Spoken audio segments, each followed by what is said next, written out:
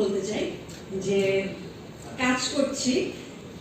আমরা সবসময় বলি যে পরিবারের সাপোর্ট ছাড়া আসলে কাজ কন্টিনিউ করা যায় না, স্পেশালি মেয়েদের ক্ষেত্রে অনেক রকমের প্রতিবন্ধকতা থাকে। তো আমার পরিবার সবসময় সাপোর্টিভ ছিল। তবে একজন বিশেষ আমার পরিবারের সদস্য, সে আজকে আমার সাথে উপস্থিত আছে, তাকে আমি বিশেষ ধন্যবাদ জানাতে চাই যে তাকে আমি 4 মাস বয়স থেকে রেখে বাসায় কাজে যাই এবং মাশাআল্লাহ সে 10 বছর হয়ে যাবে।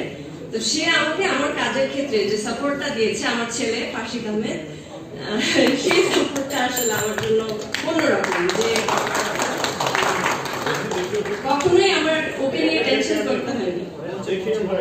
একটু চলে আসি।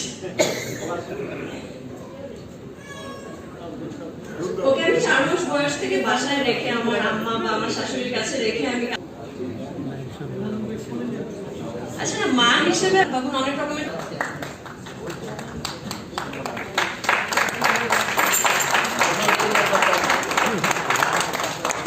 তো সে সবসময় আমাকে মানে এখনো দেখা যায় যে মাঝে